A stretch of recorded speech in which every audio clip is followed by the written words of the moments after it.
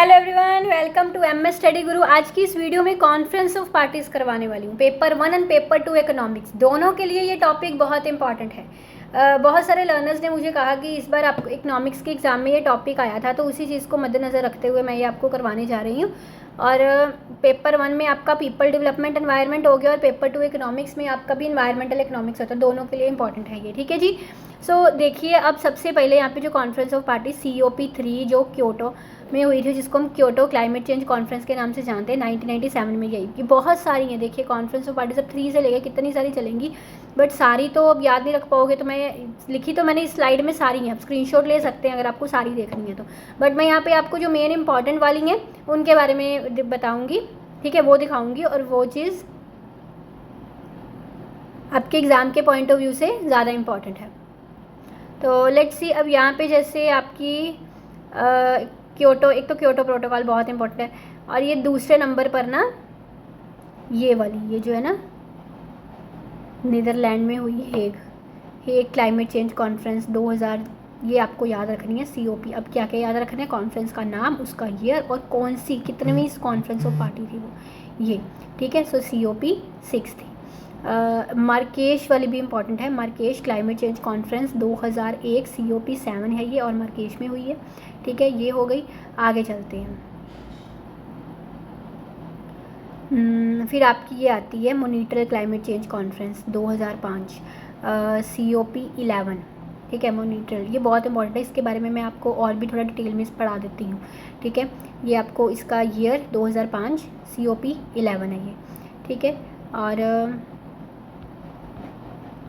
हाँ, नैरोबी वाली, ये नैरोबी जो है ना क्लाइमेट चेंज कॉन्फ्रेंस 2006, ये भी इंपॉर्टेंट है, COP 12 है ये। Bali climate change conference 2007, very important, COP 13 है ये, ठीक है। एंड ये जो कैपेनगन क्लाइमेट चेंज कॉन्फ्रेंस है, COP 15, ये भी पढ़ लेना, इंपॉर्टेंट है। COP 15 है ये, कैपेनगन 2009 को आई थी ये। और ये लेटेस्ट वाली ज़्यादा इंपॉर्टेंट है, ये जैसे जैसे लेटेस्ट वाली आती जाती हैं उनकी इंपॉर्टेंस ही बढ़ती जाती है। अब ये केनकन जो है, COP 16 क्लाइमेट चेंज कॉन्फ्रेंस, दोहा क्लाइमेट चेंज कॉन्फ्रेंस नवंबर 2012 में आई थी, COP 18 ये वाली। देन आपको हाँ, ये यहाँ से अब देखिए पेरिस वाली आ गई, Paris 2015 climate change conference, COP 21, hopefully आप सारे स्क्रीनशॉट्स ले रहे होंगे साथ में। फिर मरकेश में दोबारा आई, COP 22, मरकेश क्लाइमेट चेंज कॉन्फ्रेंस 2016, ठीक है। फिर ये कैटोवाइज क्लाइमेट चेंज कॉन्फ्रेंस भी इंपॉर्टेंट है, 2018 की, COP 24, ठीक है। सो वैसे अभी तो कैटोवाइज जो है लेटेस्ट में, कैटोवाइज ही सबसे इम्पॉर्टेंट है ये वाली। इसके बाद COP 25 भी आ चुकी हुई है, UN क्लाइमेट चेंज कॉन्फ्रेंस। इसके बाद COP 26 Glasgow climate change conference है, COP 27 Sharm el Sheikh climate change conference है, 2022 में हुई है। सबसे लेटेस्ट अभी ये है आपकी COP 27, ठीक है, ये 2022 में हुई है। मैंने यहाँ पे सारी मेंशन की हैं, आप स्क्रीनशॉट सबके ले सकते हैं, बट जो ज़्यादा इंपॉर्टेंट वाली हैं मैंने वो आपको बता दी हैं, ठीक है। इसके अलावा इसको जो और भी यहाँ पे मैं आपको करवाने वाली हूँ, जो इंपॉर्टेंट वाली है ना उनका मैंने थोड़ा स्टफ़ यहाँ पे ऐड ऑन किया, तो ध्यान से इसको पढ़िएगा। जैसे अब मैंने अभी बताया था कि जो क्योटो प्रोटोकॉल है, COP 3 है ये, 1997 में आई थी। इसका ईयर बहुत ज़्यादा इंपॉर्टेंट है, आपको भूलना नहीं है, ठीक है। सो ये 1997 में ना अडॉप्ट की गई थी वैसे, बट इसमें रेटिफिकेशन बहुत आई थी, मतलब कंट्रीज़ मंजूरी नहीं दे रहे थे, इसीलिए एंटर्ड इनटू फोर्स, इनके इम्प्लीमेंटेशन इसकी 2005 में हुई थी, ठीक है। और इसका मेन टारगेट, अब एग्ज़ाम में पूछा जाता है इसका मेन टारगेट क्या एम है इसका। सो क्योटो प्रोटोकॉल का जो मेन एम है ना, to reduce green house gases in accordance with agreed individual targets. तो ग्रीन हाउस गैसेज को कम करना इसका मेन टारगेट है। Agreement to reduce global warming for at least 10 years इसका। Global warming, green house gases वही है, global warming, green house gases के कारण ही ग्लोबल वार्मिंग होती है, तो global warming, green house gases को कम करना, ये क्योटो प्रोटोकॉल का मेन, इसको थर्मल ट्रीटी भी बोलते हैं। फिर आपका बाली एक्शन प्लान, इसको भी थोड़ा पढ़ लीजिए, 13th COP जो थी आपकी, एंड 2007 में बाली में ये कॉन्फ्रेंस हुई थी। अब इसका एम क्या था, comprehensive process to enable the full effective and sustained implementation of convention through long term cooperative action beyond 2012। अब ये जो सारी क्लाइमेट चेंज की एग्रीमेंट्स है ना, ये सारी कहीं ना कहीं क्लाइमेट से रिलेट करती है। जैसे आपकी क्योटो प्रोटोकॉल जो थी वो ग्रीन हाउस एमिशंस को कम करने की बात कर रही थी, अब बात ये भी वही कर रही है क्लाइमेट चेंज की, बट इसमें ना चीज़ें बदल गई हैं। चीज़ें क्या है इसमें देखिए, 5 कैटेगरीज में इसको डिवाइड किया गया। Shared vision, mitigation, adaptation, technology and financing. ठीक है, शेयर्ड विज़न का मतलब कि एक लंबे समय की विज़न चाहिए क्लाइमेट चेंज को लेके, जिसमें लॉन्ग टर्म गोल होगा, ग्रीन हाउस गैसेस की एमिशंस को कम करने का एक लंबे समय का गोल होगा। ठीक है, इसी तरह ये जो ऐसे पूछे जा सकता है आपको कि जो बाली एक्शन प्लान है कौन कौन सी 5 कैटेगरीज में बंटा हुआ है, तो वो चीज़ आपको पता होनी चाहिए कि 5 कैटेगरीज इसकी शेयर्ड विज़न है, मिटिगेशन, अडेप्टेशन, टेक्नोलॉजी, फाइनेंसिंग।